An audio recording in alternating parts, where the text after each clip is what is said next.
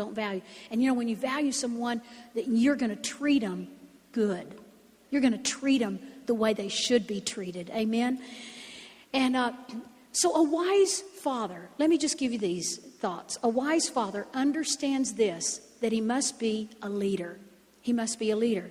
A leader is someone who shows the way or directs the course and plan of action. A leader goes before others in order to guide them in the right way. God needs leaders. He needs you and me to be leaders. He needs spiritual leaders. He needs, as an earthly father, as a natural father to children, I want to encourage you, be a spiritual leader and be a life coach. Turn to that person next to you and say, I like that, life coach and spiritual leader. Yeah. Whether you do it or not. Because God needs life coaches. What's a life coach? It's somebody that just shows people how to live their life. There's a lot of people they have babies, and those babies grow up, but they never are really a father to them. They just had the baby. How many of them are there today that are walking around as adults, but they never did get fathered? They never got fathered. And so God needs fathers to be leaders, to show the way. And then he needs fathers to be instructors. Instructors, not just telling kids what they need to do, but showing them how to do it and then checking on them to see if they did do it. Instructors, teachers. God needs instructors. Proverbs 22:6 says, train up a child in the way he should go, and when he is older, he will not depart from it. That training is something that you're not just taking them to church once a week, dropping them off, and then coming back and picking them up. That is not training on your part. It may be for an hour or two from other people. But those kids, like I said before, how can you go a whole week on one meal that you get on a Sunday morning from a church service and then expect to live your life the whole week in the way that you need to live your life, without you eating on a daily basis and taking time? Well, children need more than once a week being dropped off at church. Children need a daily spiritual instruction. And you know what? It doesn't have to be you don't have to be real eloquent in scriptures and know a whole lot. The little bit that you know what I appreciated about my dad? My dad was a pastor, a Methodist pastor. And you know what I appreciated? I appreciated his testimony. Because I knew his testimony. I knew he had a real, genuine experience with Jesus Christ where he surrendered his life as a young man. He was like 20 years old when he really surrendered. He grew up around the church. His mother took all the kids. She took the kids to church. And his father went, but the mother was the main figure in his household of 9 children. And so, but when he was 20, he made a surrender of his heart to the Lord, and he had a conversion experience. There was an 18-year-old evangelist that led him to the Lord. But in this revival meeting, he started driving this evangelist around because the evangelist had no car, and my dad did. And one day the evangelist said, Clyde, have you ever thought about being a pastor? It scared him. But, he had a dream. And in the dream, he saw masses of people walking down a sidewalk in a city. And he was going this way against the crowd. And he was trying to warn them to stop. He was trying to warn them that, they needed to get their lives right with God. Because as they were going that way, just like zombies, they were headed into hell. And he knew it. And then he woke up. And so with that kind of a dream that he had, it was like something that shook him, and he knew he had to follow the call of God. I knew my dad's testimony. I'm thankful for my dad giving me his testimony. Yeah. Do you have a testimony to pass on to your kids?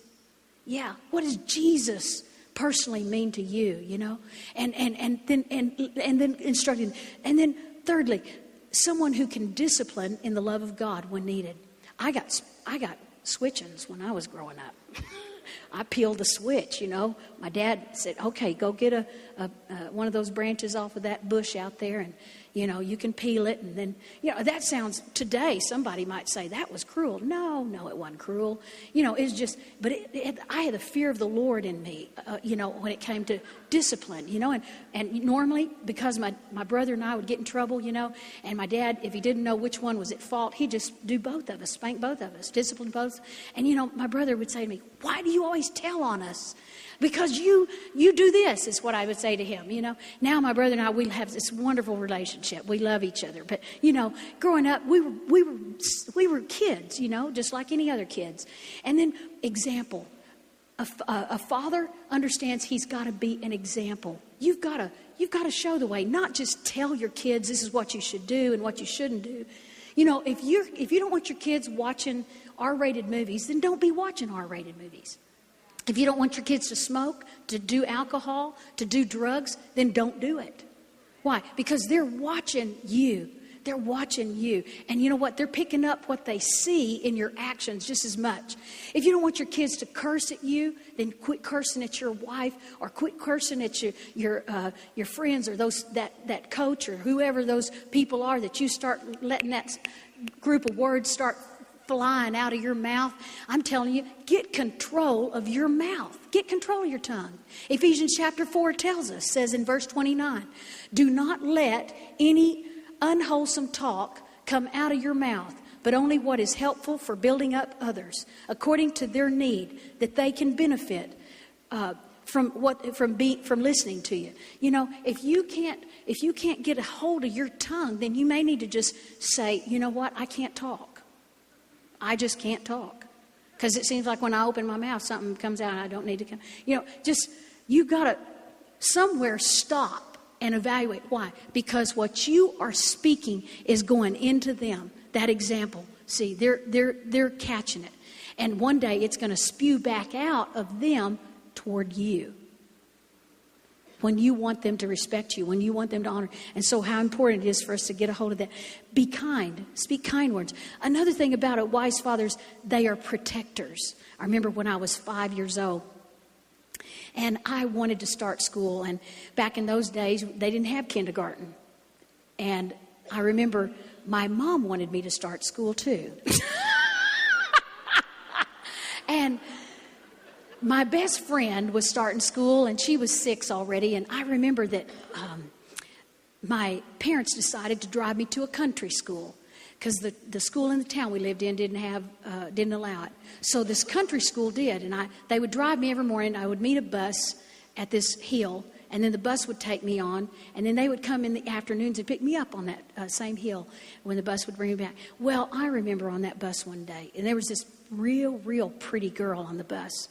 Her name was Bonnie, and she was so pretty, and all the boys on the bus wanted to sit by Bonnie, but Bonnie wouldn't sit by any of them because she'd sit by me. And so it gave her a good excuse, I'm sure. And so anyway, one day, one of these boys let out a cuss word.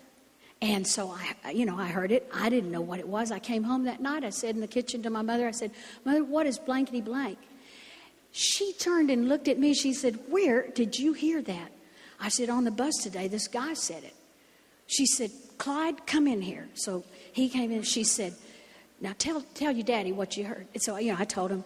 And so she said, you're going and talking to him the next morning. So my dad, he takes me to get the bus. And when he gets on that bus with that bus driver, he says, now there was a boy on this bus that he said something. And my little girl, I want to stop. And he said, and so anyway, the bus driver, he didn't hear it. He says, well, who was it? I said, there he is, right there, that one right there. And so the guy goes, I didn't do it, And so my dad just got up on that bus. He said, son, don't you ever say any words like that in the presence of my daughter again. Well, he just, yes, sir, yes, sir. And so that never happened after that, And of course, then I transferred. That was a big word for me. I transferred at age 6 in December. I transferred to the first grade over in the town we lived in, so I didn't have to ride the bus anymore. But, the point was, I thought to myself, my daddy protected me. My daddy protected me. Now, that may seem small, but you know what? That impacted my mind. It impacted my life because I knew then there's bad words. I'd never heard bad words before, but I did then. I realized that. But I knew I had somebody that would protect me. Then encourager. A wise father is an encourager. He's an encourager. And a wise father is a protector, a provider. A wise father is a provider for his family. In fact, 1 Timothy chapter 5, verse 8 says,